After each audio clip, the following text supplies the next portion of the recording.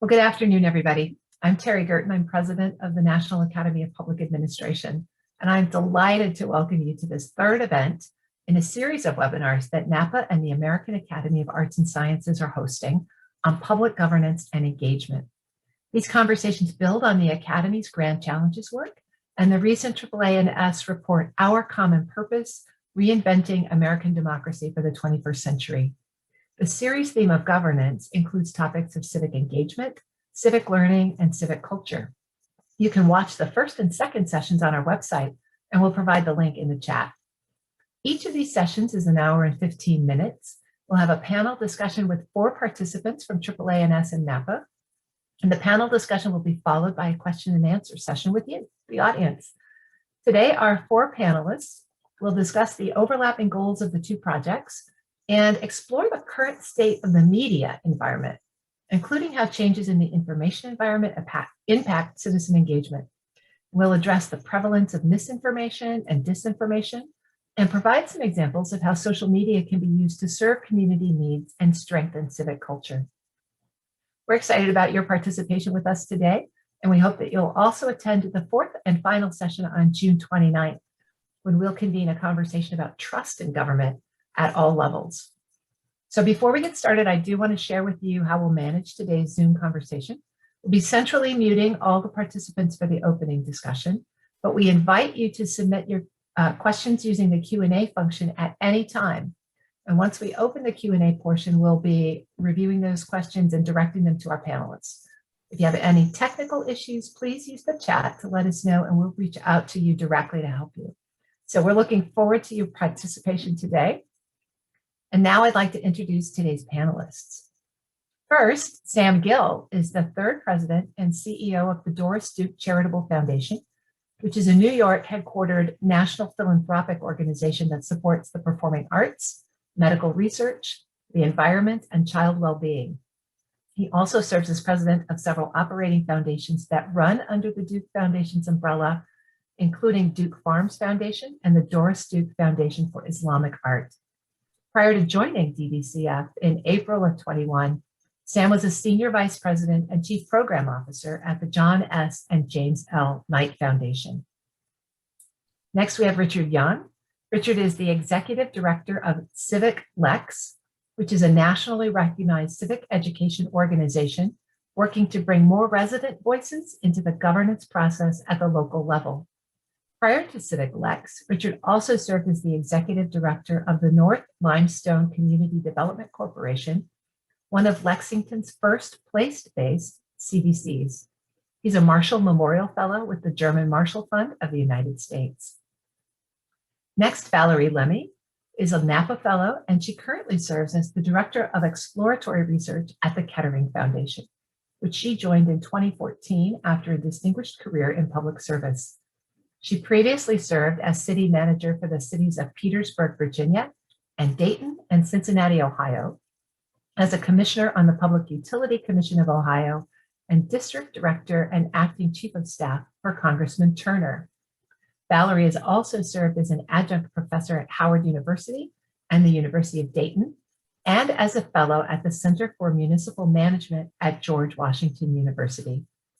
And our 4th panelist today is Tom Shoup.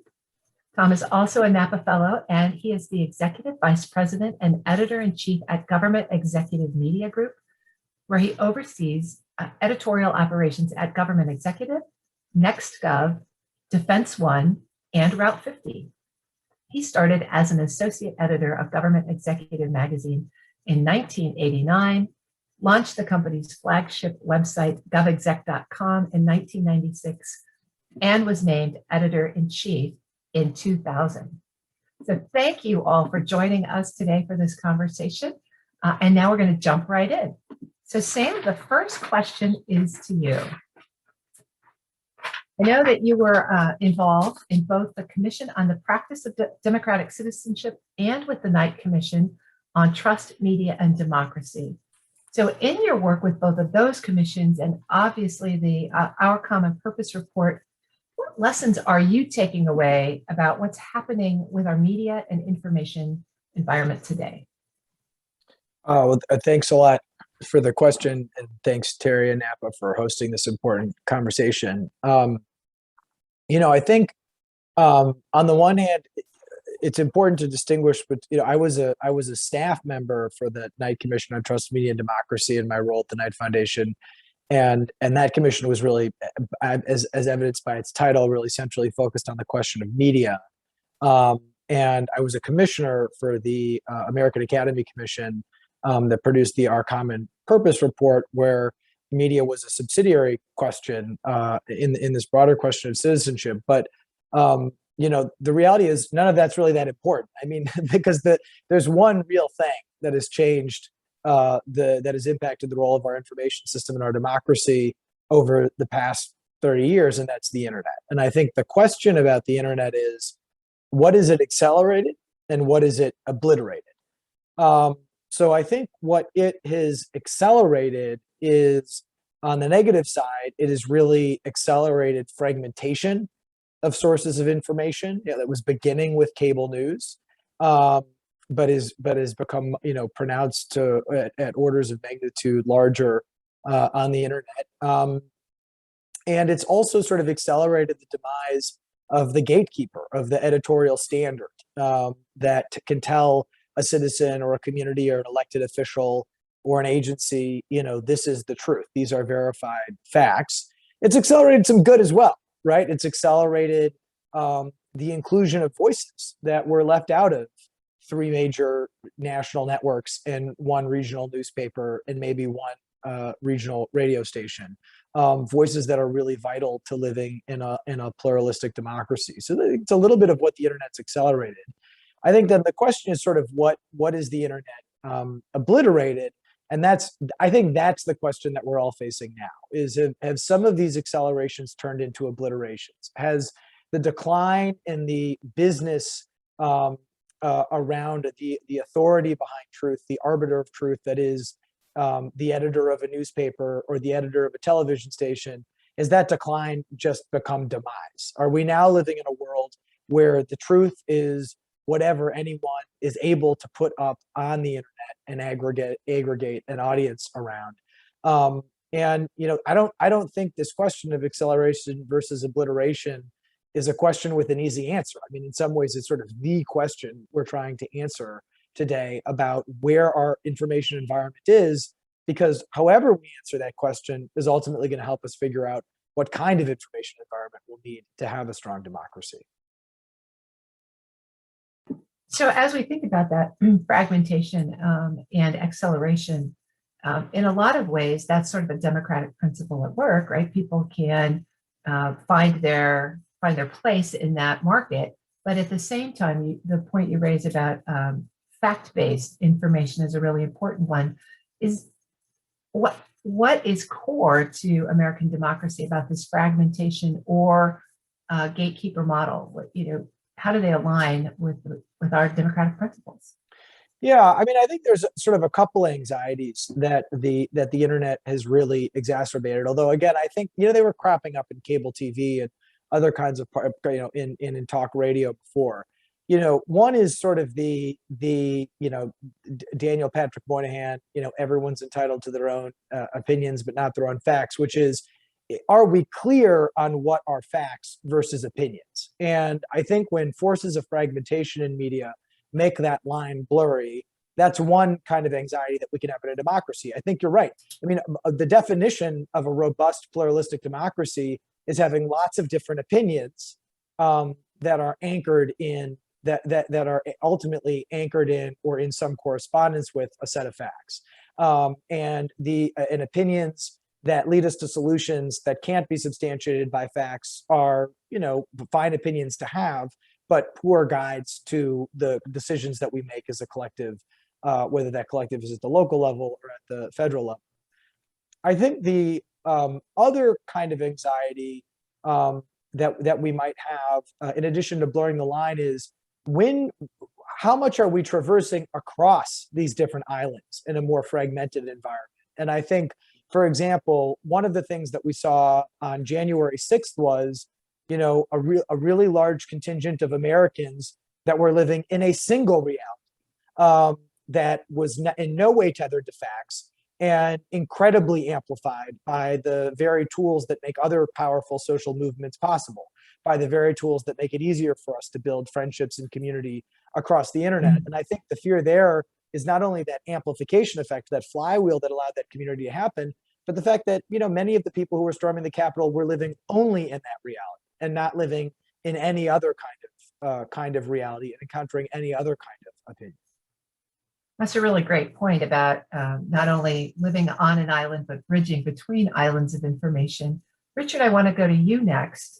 Your organization is taking on some of these challenges at the local level and trying to deal with how citizens are gathering information in today's environment. But you've also always focused with an impact on civic engagement. So tell us about Civic Lex and how it's creating that kind of civic conversation in today's media environment in Lexington. Sure. Well, thanks so much for having me. This is a really excellent conversation with some really excellent panelists. I'm happy to be here. So Civic Lex we're a civic education organization. We talk about the work that we do as education, based here in Lexington, Kentucky, in Fayette County. It's the second largest city in Kentucky, and we got started around essentially just this disconnect that exists between residents and their local government. I think we spend a lot of time, especially in sort of national dialogue, talking about trust in federal institutions, and sort of the media landscape writ large. And I think we don't focus enough on these hyper local granular level, mostly because it's really hard. And so there's also a lot of opportunity there, and I think that's what we saw when we decided to start Civic Lex was, the governmental representatives and city staff that do the work every day inside city government go to the same grocery stores as residents here, right?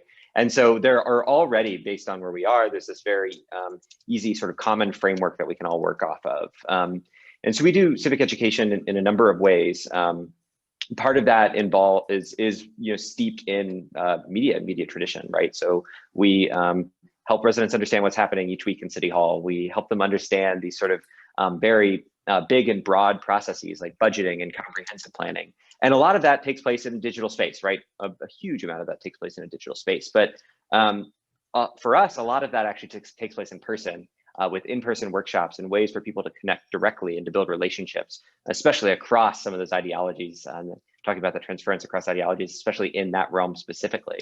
We also do a lot of other, we work a lot with residents, helping them to understand how to engage with government, but we also work on the flip side a lot as well. We work with our government on how to better engage with residents, because it is a two-way street and a two-way conversation. And, we regularly work. I just got out of a meeting with presenting to our city council. We're working with our city to overhaul the public input process and public comment process. And the exciting thing about that, is that we can use the things that we hear on our civic media side, where we're listening to residents and learning from residents and working with residents on these civic issues. We can use that also with city government to sort of help work on their processes internally. So, I think when we're talking about civic media, I think it's really important. Sam brought up that the core of the issue of distrust and mistrust, and really a sort of simmering hatred that people have for each other here in the United States has been completely exacerbated by the internet. And so to us, the solution to that is that it can't be the internet without some major regulatory reforms. So barring that, while that's happening, our real interest is how can we connect people in physical space, How can we bring people back together into a place where they can get in dialogue and where people can meet someone that's different from them, and do that around the framing of what's happening in our sort of civic life here in Lexington. Are you finding that the last 15 months of COVID that forced virtual engagement, did they advance the objectives of Civic Lex, or did they hamper them? Did more people get engaged digitally than would have shown up at a public meeting in person? That's such a great question. It's been a really wild ride. I would say, we are used to hosting basically like a workshop every week or every other week, where we would bring together, residents and government officials together in one room. And so going from that to not being able to gather at all, we had to really change and do our work in a different way. And at the beginning of COVID, there's a lot of focus around, right, helping residents understand what services are out there to help them in this, time of crisis. And we're going into our primary election for council members. And so there's a lot of information where we could really connect people around issues in Zoom, right? But then at a certain point, everyone got really tired of Zoom. And so we had to start coming up with some other ways to connect people. And, I think that what we're seeing now, at least here in Kentucky and Lexington, we're, about 60% vaccinated. So things are sort of getting back to some sort of semblance of normal. We actually had our first workshop in 18 months yesterday on our city's budget, which goes up, which is actually being second reading of it's happening right this minute. But it was great. We had a handful of folks come out, and I think COVID changed how we work, and I think it's going to change how we have pulled a lot of lessons from that we'll be using for the rest of time until we reach our vision. But I think beyond that, like, the solution to us is still, it's more clear than I think it was even before COVID. It's like, it's in person. It's people connecting in physical space with each other and seeing each other. Well, I think people are excited to get back to that. So hopefully you'll have a greater demand for the relationship sessions.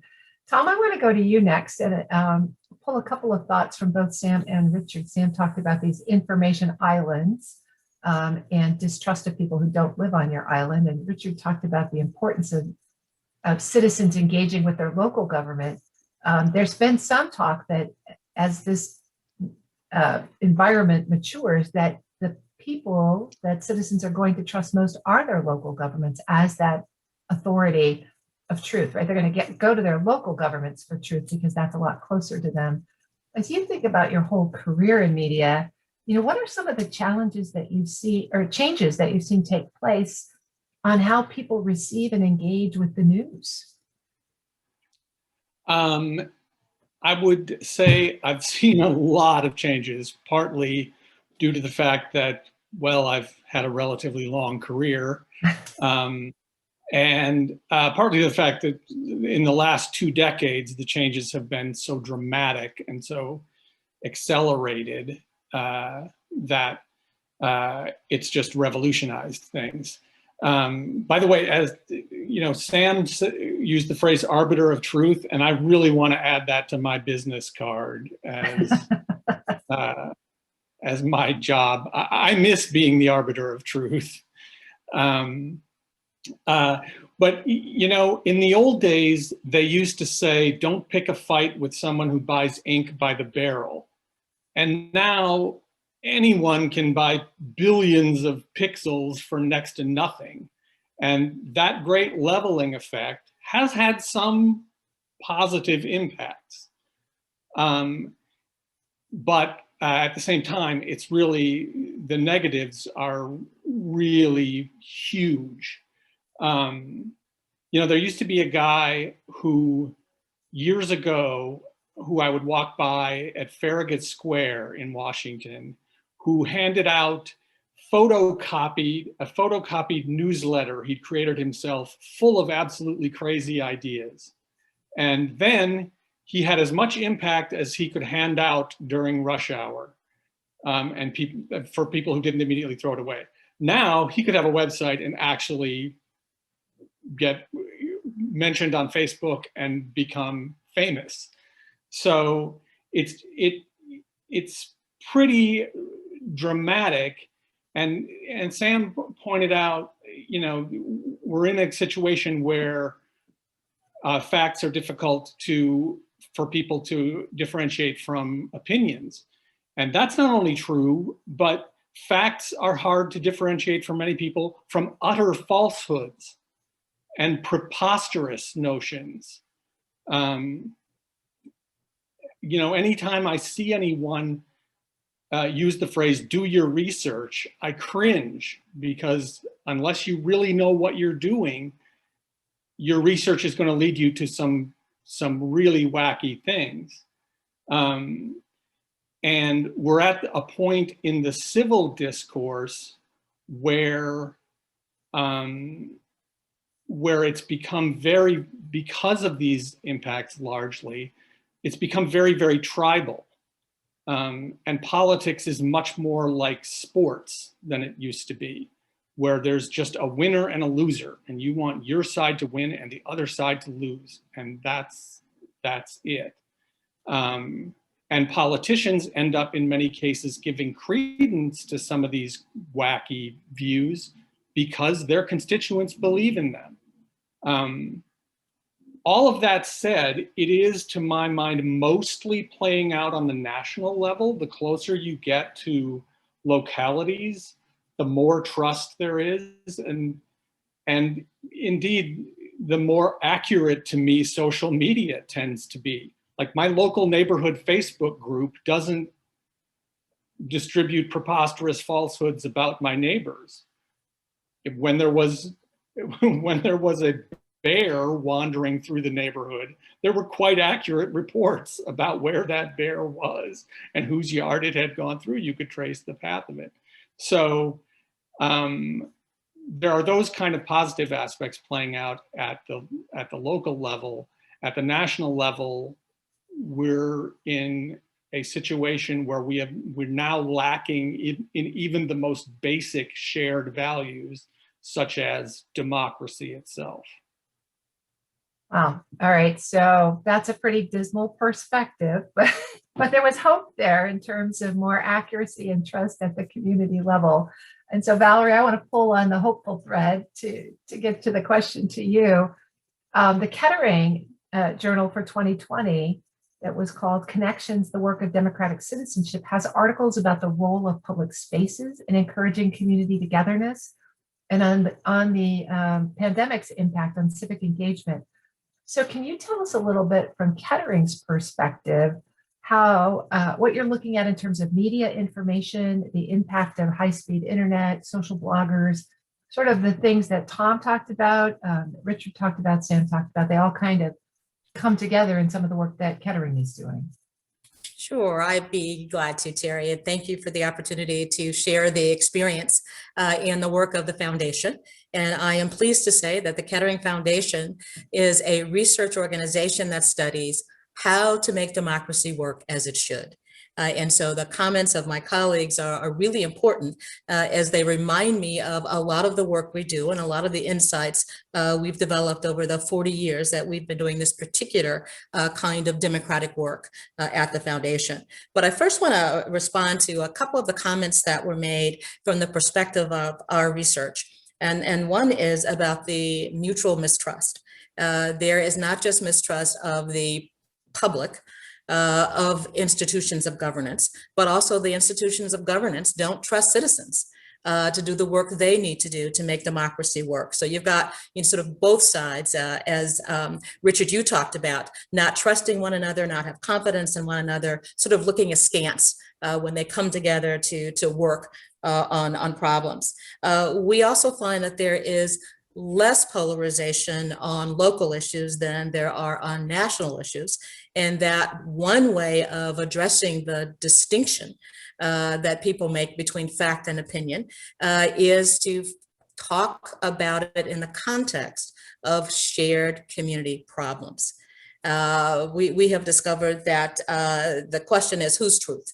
That more information, accurate though it may be, doesn't change people's minds. So giving people more facts, if they have a perspective, doesn't change their mind. So what is it then that becomes the antidote that allows people to be able to open their perspective, their minds to other ideas, other inputs, other experiences? And what we have found is that comes when people work together on a shared community problem.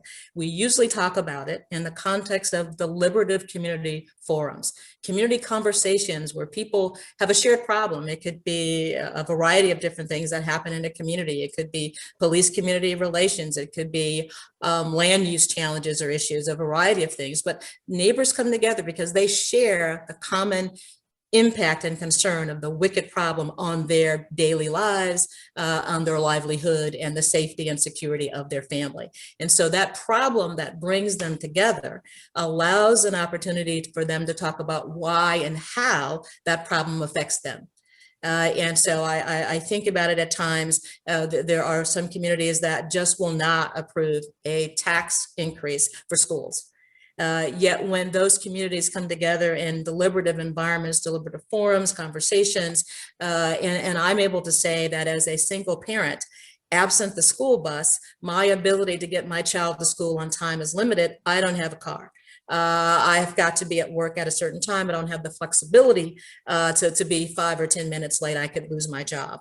And that when I tell my story of why funding for the school bus from my home to the building is important, my next door neighbor, who may not generally approve of an increase in taxes for any reason, might recognize that as a friend, a neighbor, and someone who he knows the children, might say, you know, I don't generally agree, but I am willing in this instance, because I understand how that impacts you, I might be willing to support a tax increase under these circumstances. And so the ability for people to talk about shared problems, to wrestle with the tensions and the challenges of those problems, to find common ground, to find a way that we could live together. I don't have to change my mind about liking you or liking someone else or my political persuasion, but if we can find a way to resolve a shared problem together by us both giving a little bit, it's not a consensus project, it's what am I willing to live with? What can I understand and appreciate about my neighbors that I'm willing in this instance to look at things from a different view, a different perspective. And so what we have found then is that when people come together to work on a shared problem, they are more likely to develop trust. They are more likely to recognize the agency they have as a community to influence their life in a democratic society. And they are more apt to then go to City Hall and say, this is what we can do as a community, and this is what we need from you. We don't need you to direct everything. We don't need you to always fund it, but there's some limitations, some access, some opportunities that we don't have that public institutions do. And so our research is around how can communities come together to work on shared problems. And the media angle is, you know, how can journalism think about its work in the context of reporting the democratic work that citizens do in their community? What are the collaborations? What are the partnerships? And we invite journalists who are interested in aligning their professional routines a bit differently, writing about the work that happens in community, the way people talk about it, the way they're interested in it, what they're concerned about. And if they talk about those concerns and those interests, they tend to get a lot more attention. You know, I noticed, as someone mentioned earlier, our local social bloggers have a lot more credibility than the writers of the local newspaper, who are in and out every couple of months, who are uninformed. They have no history of community, no knowledge. They don't even know who the people are in places. And those bloggers are ones who are doing homework. They're engaging with people. They're attending meetings, and they're writing about things that people care about in ways that people can recognize it and understand it. It's not in professional language that limits people's understanding of what they're talking about. And it's not about a national issue that may be important, but it may not be something that is top of mind for the people who live in communities. And so we identify those journalists and we try to learn how they are using the media and the various media platforms that are out there to engage with people differently, to report stories in a different way, and to recognize truth is related to how it impacts and concerns people's daily lives. And that the interpretation of truth is not our pure goal. The real goal is how people can come together in communities and work on shared problems. Valerie, that's such an interesting insight, you know, that problem solving can get around the issue of whose truth. And when the reporting is done by folks who are participating in the process, that it gets more traction. So Sam, I want to follow on from Valerie's comments with a question for you. The Democratic Citizenship Commission calls for the creation of a civic information architecture that supports our common purpose. And I think what we kind of heard in the first round of questions is that civic architecture could take lots of different forms. So my question to you is both, you know, what does it look like? And whose responsibility is it to set that up? Yeah, I can talk a little bit about certainly what the commission recommended in response to both of those questions. And I think the commission's recommendations are sort of not comprehensive with regard to this question, certainly. I first of all, I think, it's hard to find the right word for this thing that we're talking about. Like civic information architecture is probably not the idea that rolls off the tongue to describe what's going on. The analogy I sort of think about is in World War II, Henry Luce, the owner and publisher of Time, asked the president of the University of Chicago, Robert Maynard Hutchins, to convene a commission on the role of the media in a modern democracy. But by the way, talk about the decline in respect for expertise. If today you proposed a great way to solve a problem would be to get the most learned people together, you'd be laughed out of the room. That would be an incomplete commission by almost any definition. But at that time, that was a good way to answer a question. And the term that Luce used was what's the role of the mass media? And so I think he was asking a similar question. How was the information architecture of the 1940s, which was the emergence of this mass media, what was its role in a democracy? And if you go read the introduction to the report, you could just replace mass media with internet, and most of it would read pretty relevantly today. So I think that is a way that we kind of approach this question of a civic information architecture, which is to say, what do we do with this stuff that we've got? That's a combination of legacy media forms like news, print news, TV news, radio, digital media forms, which has some overlap, and then these emerging practices that Richard and Valerie and others are talking about that are about telling stories and connecting with community and solving problems together, and talking about what those problems are. And we focused a little bit on these digital questions. So some of the recommendations were really focused on, well, let's just try to understand what the impact of this technology is on our democracy. I mean, the reality is our understanding of the way in which the internet has inflected and shaped and modified the behaviors and therefore the outcomes of our democracy is way more heat than light. I mean, we know a lot more, for example, about what's wrong with the criminal justice system and how to fix it at the level of science than we do about the internet. We know a lot more about the climate crisis that we face. And I'm not saying just scientifically, about the sociological dimensions of the climate crisis that we face than we do about the impact of the internet on individual and collective behaviors. We've got these manifestations, some of which terrify us, January 6th, election misinformation, some of which excite us. Me Too, Black Lives Matter, new forms of organizing and telling stories that are accelerating long overdue social movements, but we don't know. So one set of recommendations is really better understanding how we're supposed to measure the impact of technology on our democracy.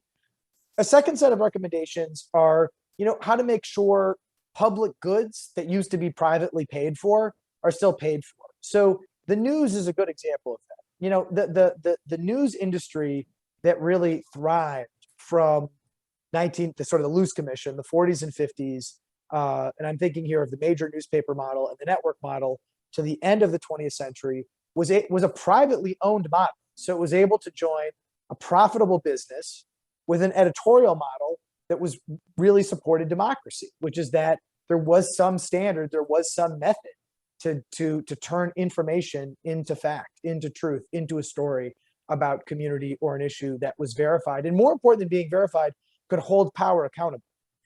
Nixon supporters never got educated about Watergate, but the public institutions felt accountable to the reporting that was happening.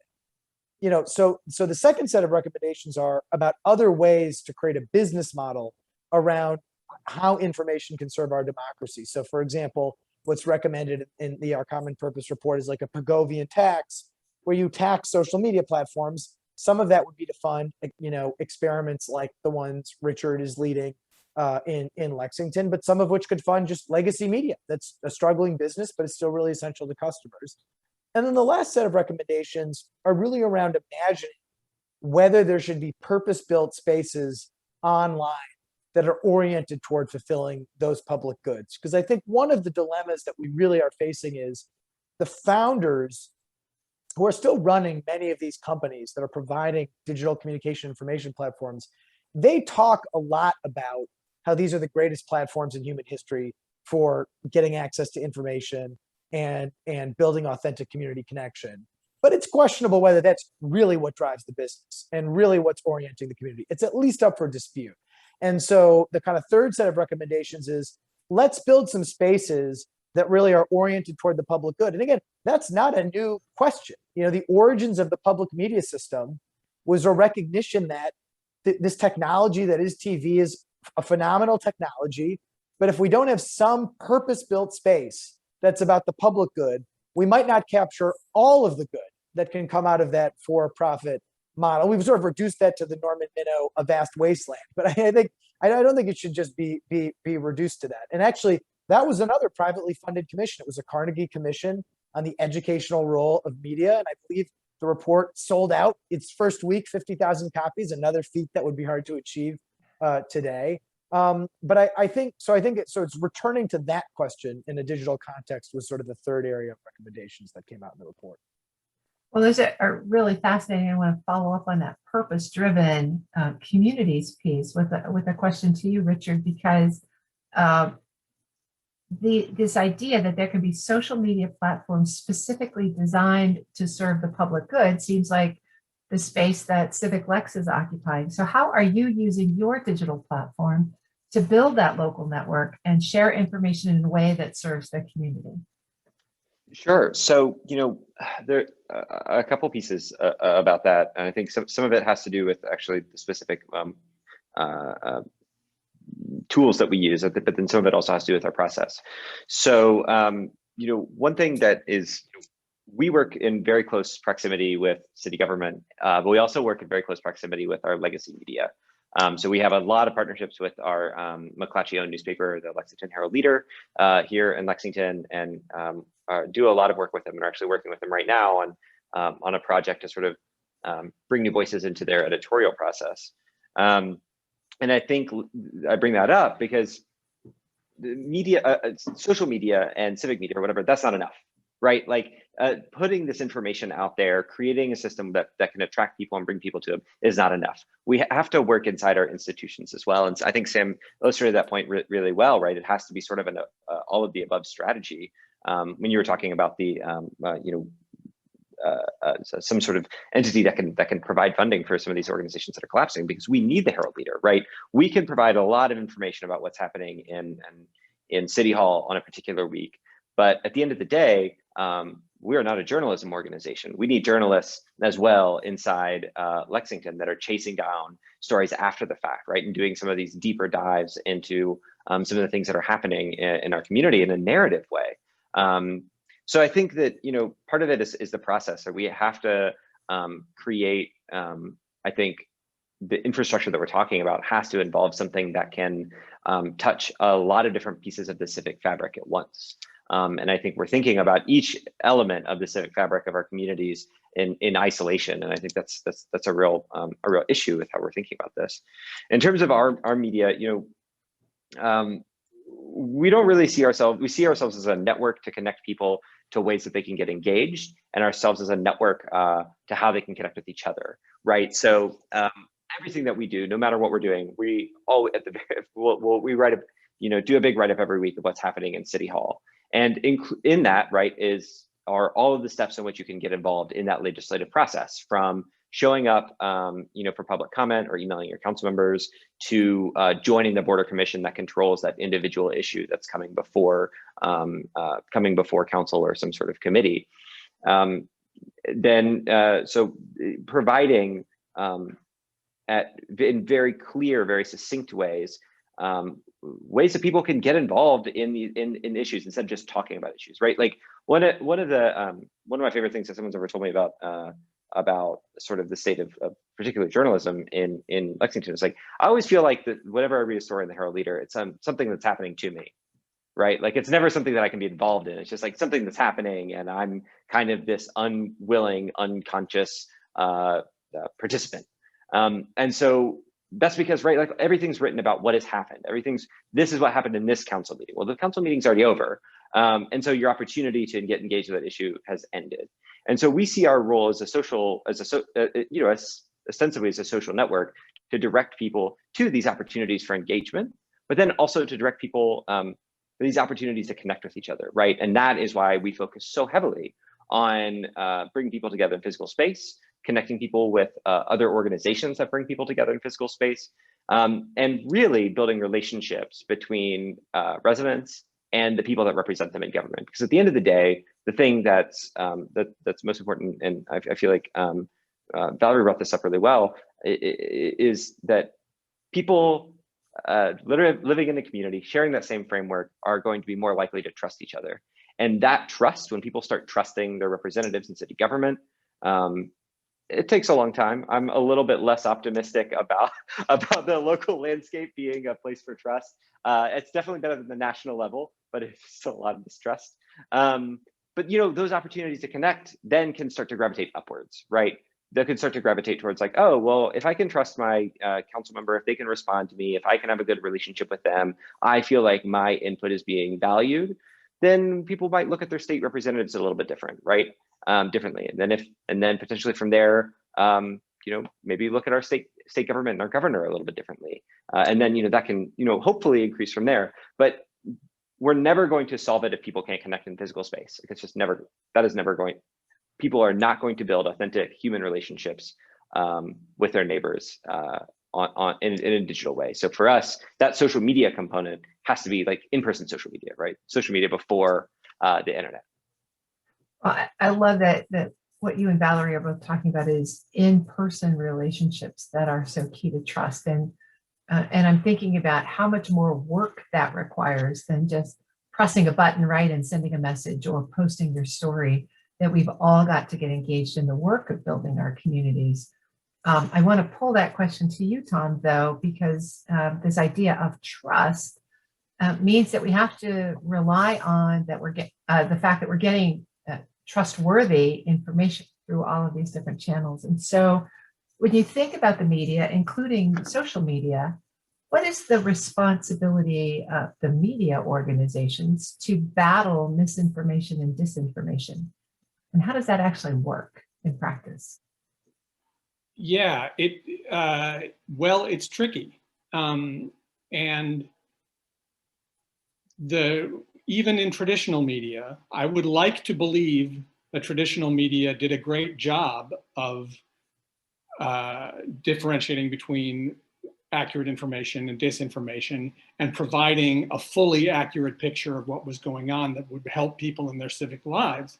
That's just simply not true. And Valerie pointed out that a lot of times at the local level, our journalists may not be fully prepared enough to do a full picture of what's happening. And I would like to think that's because of resource constraints. I'm sure the Lexington Herald Leader doesn't have the number of local reporters that it used to have. But some of it, let's be honest, is some of the bad reputation media organizations have earned have been well deserved. And that's by failing to accurately cover and reflect community concerns, failing to cover marginalized groups in a truthful way, and lacking a diversity of voices in people that they talk to and interact with. These are real problems, not to mention all the mass media problems that go along with, that have happened in the past several decades. And this is where, Terry, I'll get a little less dismal about social media. There are definitely instances when it has proven to be decisive in providing more accurate information than the media can. I think of the George Floyd murder. The Minneapolis Police Department put out a press release the day he died saying that he died in the course of an interaction with police. If it had not been for a 17-year-old with a cell phone camera and social media to widely distribute it, we might never have known what the truth was of that day. So there are definitely positive aspects to it. Do you have concerns about the interaction of misinformation, disinformation, and our concept of the application of the First Amendment? Yeah, as a journalist, I tend to be expansive about my view of the First Amendment. And for the longest time, I thought the way that you combat misinformation and disinformation is with accurate information. And I think you're getting into a tricky area when you're asking government to essentially regulate that. That's why I like Sam's idea that he mentioned of there being something akin to public television, some sort of publicly funded way of trying to provide the most accurate information and to the widest group of people. But we've got a long way to go. We don't have a shared concept even of truth anymore. And that's not something I ever expected to see in my lifetime. And there are no institutions that are viewed widely as trustworthy enough to play referee under those circumstances. So it's going to take a lot to dig out from where we are. I just got dismal again. We're going to consign you to the dismal swamp, Tom. All right, Valerie, I'm going to ask you for some sunshine in Tom's swamp. With all the things that we've talked about that the Kettering Foundation is working on and things that Richard and Sam and Tom have all talked about, how do you pull all of these threads together to talk about new models of public governance and engagement? And Kettering's on the ground in communities across the country. How do we use all of the media tools that we're trying to highlight here in our conversation today to rebuild this idea of public governance? What does it look like for the future? Well, the first thing that many of the cities that we are working with have done is, one is their response to the pandemic. In that certainly initially it was basic information about what people needed to do to be safe and secure. But after that was done, they began to think about different ways of communicating with the public and engaging with the public. Many jurisdictions decided that they would convene their meetings on Zoom and allow a broader level of public comment on Zoom than they ever allowed in person, for example. Participation of citizens in committee meetings rather than just a 3-minute comment at commission meetings is the best example. They have been much more creative in how technology can be a tool for having community conversations among citizens themselves and among citizens and department heads or elected officials. And so this is kind of a new feature and a focus. And so I think as time required there to be innovation, that many local jurisdictions stepped up and innovated, and they're continuing those innovations as we go forward. Most are looking at, they've hired staff to develop communication plans that are around engaging the public around the work of government, not just on a budget or a particular area of concern, but across the board. Benoit Jacobs spoke to a group of city managers a couple of weeks ago, and he talked about the importance of instilling not just the basic framework of economy, efficiency, and effectiveness in public administration, but also including engagement as a principal way of practicing the work of governance along with equity. And so if we're engaging people in equitable ways, we're including them as we look at how to provide services that are effective, efficient, and economical, that are needed by people, then we've changed the narrative. And rather than being a set aside, set alone expectation that, oh, on this one, we're going to engage people people, but this one we're not, that we engage and work with people on issues every single day in every single department. And that information is what's captured and collected and recorded and shared. Richard's job would be a lot easier if that was more routine, but I'm excited about the number of communities, cities, and counties that are beginning to develop these broader frameworks for public participation in meaningful ways. I always think about John McKnight's work, the ABC development asset-based work, where he talks about the resources that are available in communities every day.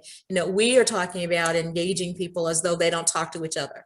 People in communities have conversations with one another every day. They solve problems every single day. And what we are really talking about is how do we tap in to the energy, the enthusiasm, the work that takes place in communities and leverage that with public work, the work that more broadly involves institutions and citizens working in communities to solve problems and to address concerns. And so I think in closing that public managers today are beginning to see their role very differently. It's not just a city hall role where we work on, or they work on numbers and stats and response times and collection times, but in fact, part of their responsibility is developing that civic space for learning.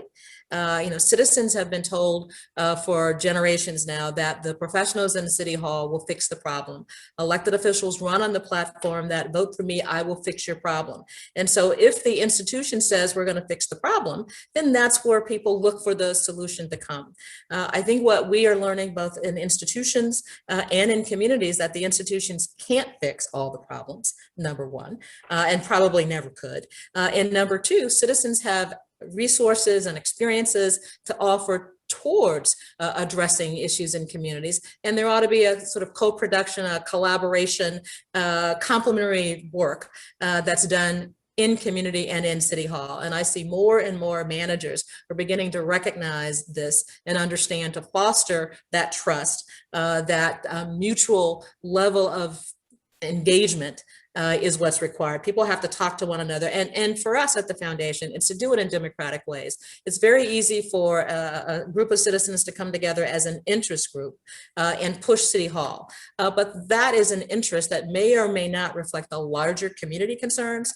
And so what we're talking about is a democratic way where people in community are meeting and they're naming with City Hall what really is the problem that we're concerned about addressing.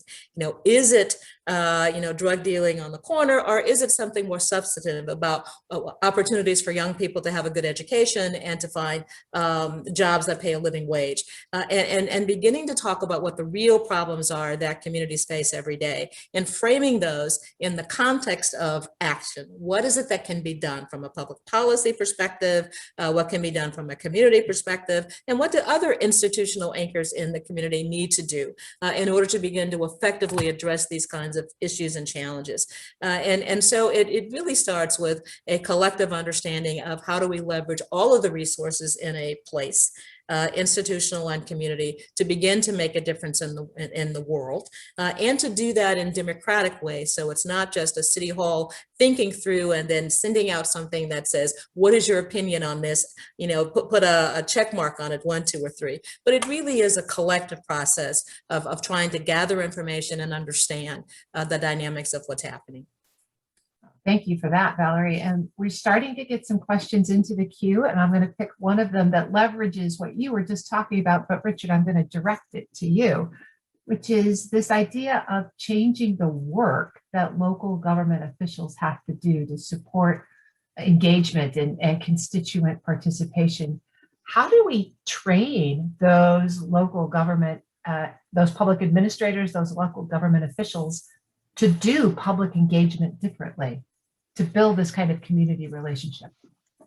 Yeah, that's a great question. And I think to Valerie's point, there's some really innovative work happening. And I think a lot of times it almost has to be like recognition of the work that's already happening. There's a really, our division of planning here is doing one of the most controversial issues in Lexington because of our city's history is land use. We're the first city in the country to establish an urban service boundary. So land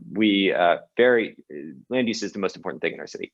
And our division of planning put together this really fantastic public engagement toolkit that is basically a how-to for how developers, residents, landowners can come together and have conversations about future land use opportunities. And in there, to build this document, they pulled together like 40 of us, that are across the spectrum of developers to neighborhood associations and frequent sort of public commenters and frequent folks that are frequently engaged in city government to, all across the board. It took 2.5 years to produce this document. And I was just giving a presentation today in council, and there was very little knowledge of the public engagement toolkit in council, right? Because that was in the division of planning. And so there is a part of it, it has to be like holding up a mirror and showing the city the good work that it's doing and celebrating the labor and the work that a lot of city employees have already been doing. So I think that's a big piece of it. And then I think another part of it is, we have to understand that the level of civic education in our country is pretty low. And I mean, there is a very, very little understanding about how things get done in local government, right? In federal government, there's at least some understanding that there are 3 branches of government, and there's the Congress and a Supreme Court and a president, and most people know that. But at the local level, I would say an understanding that we have a city council is probably around 50% of residents in Lexington. So, we have to start helping folks in city government understand that they're doing this work every day, 40 hours a week, spending all of this time focusing on their world and their very specific issues that they have before them.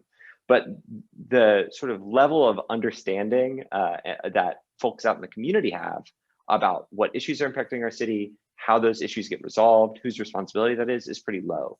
So we have to really be intentional about the language we use. We have to be really intentional about the meeting spaces that we hold meetings in, and really intentional about all of these different components to bring residents along and not overwhelm them. And I'm not trying to say that they're right, that I just think it's an issue that, that is not immediately apparent to a lot of folks in city government.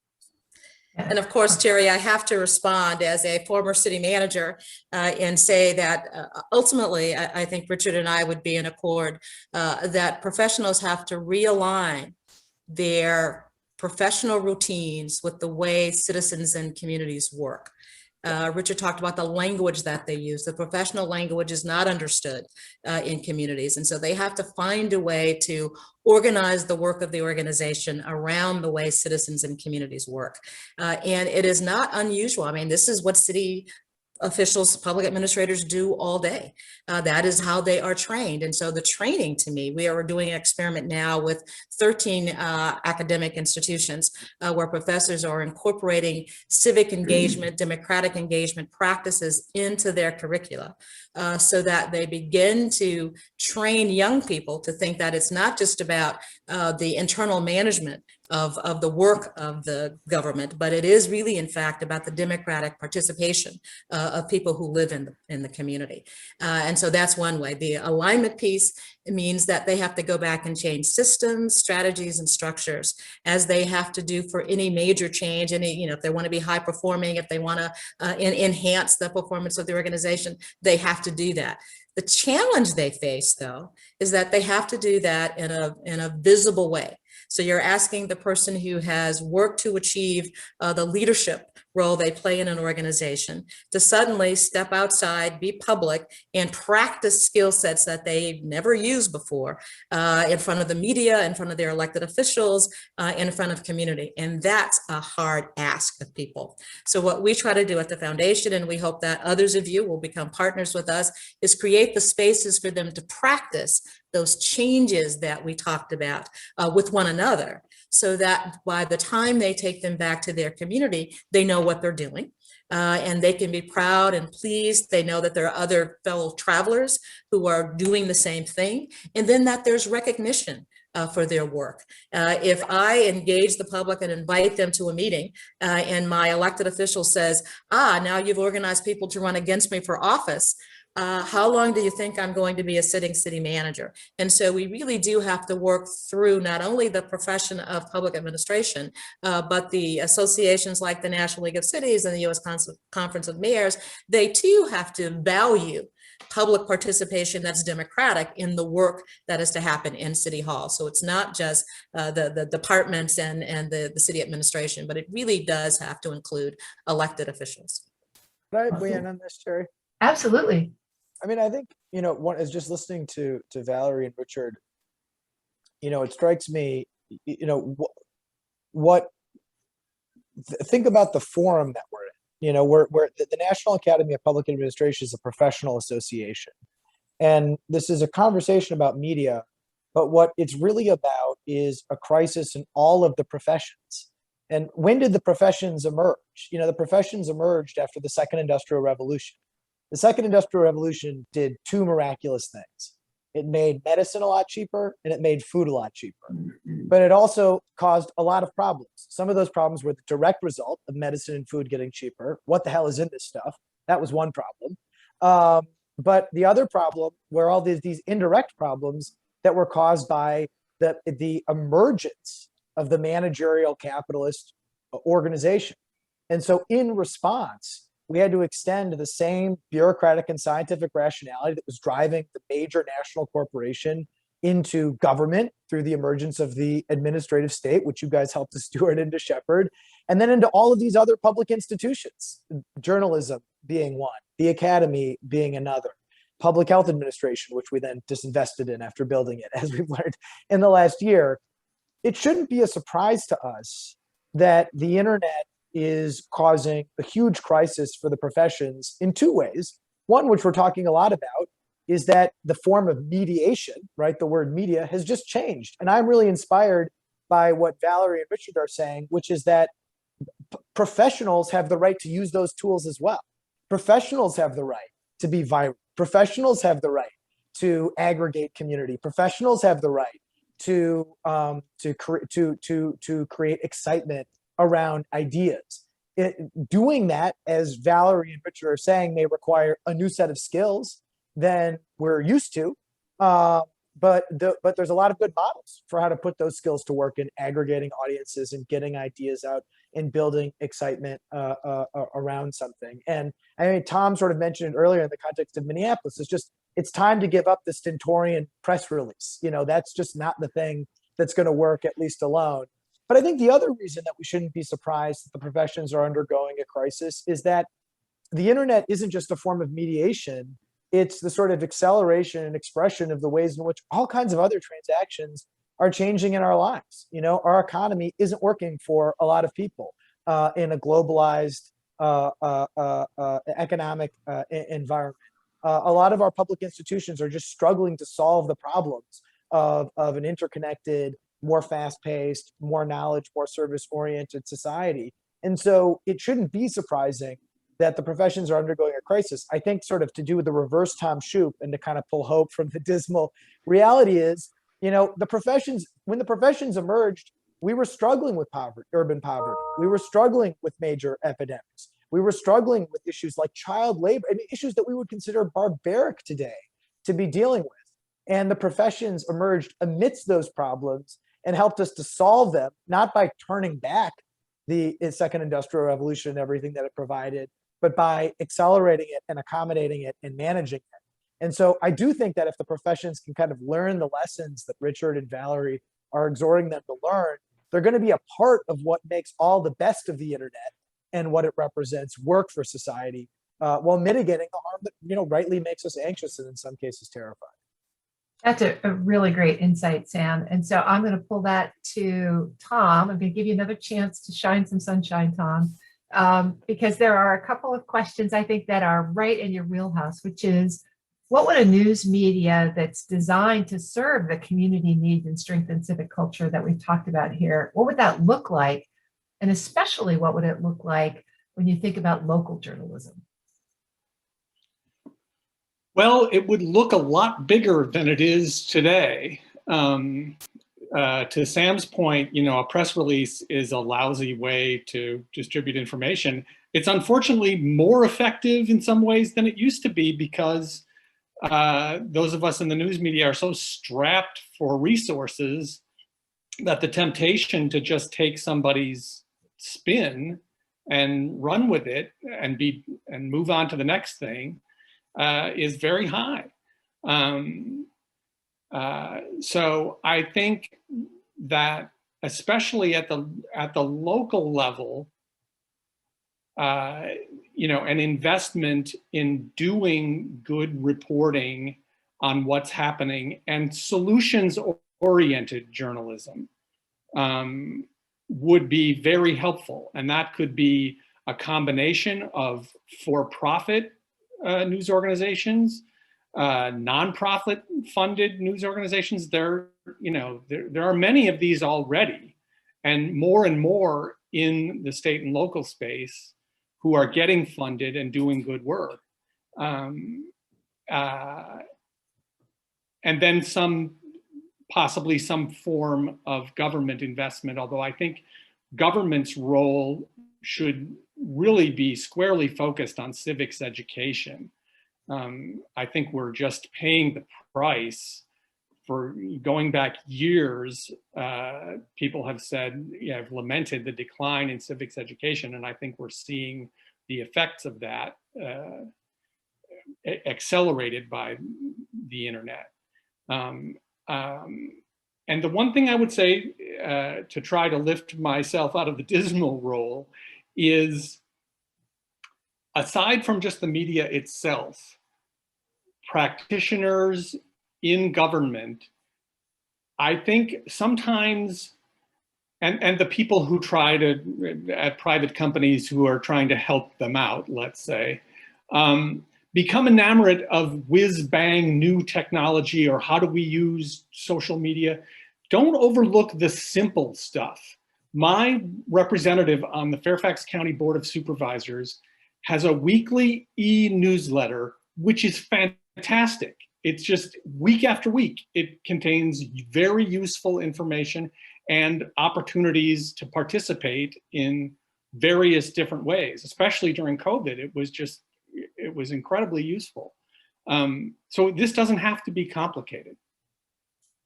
Richard, I saw you nodding along. Anything you want to add to what Tom just offered? Yeah, I mean, I think Tom hit the nail on the head on a lot of that. I mean, I think, someone that works in the media space at the local level, I think simplicity is the key, right, for all of it. I think there are so many, there are so many new and emerging technologies, so many different things. I feel like there's a new platform every day that is here to reinvent local news media and the local sort of information ecosystem. And really, it's actually just the traditional thing, right? We need to make sure that there are journalists that can do investigative journalism. We need to work with our city governments to help them make information more accessible, more easy for residents to understand. And we need residents to connect together. I mean, I think that I think a lot of times we get caught into this cycle of overthinking a lot of these solutions. One of my very favorite writers on this topic is John Dewey, and he has wrote a really amazing essay called Creative Democracy that I would really encourage everyone to read. And in that he sort of talks about the last bastion in the lead up to World War II, that the last bastion of democracy, right, is the free gathering of people on street corners talking about what's happening in their communities. And I think that, what we need to do is start to try to introduce residents that are gathering on their street corners, because those conversations are happening, right, to people that make decisions. And so that we can have this free exchange of information between folks that are in positions of power, where they can hear from residents about what life's actually like for them in their communities. And residents can hear from city officials and from people with political power how complex it is to do this kind of work in city government, because it is complex. And so, when we can see each other and get into more authentic relationship with each other, that's going to be so much more valuable than some very fancy tech platform that 15 people will use and cost $10,000 a day. If I might again, Terry, I'd like to share.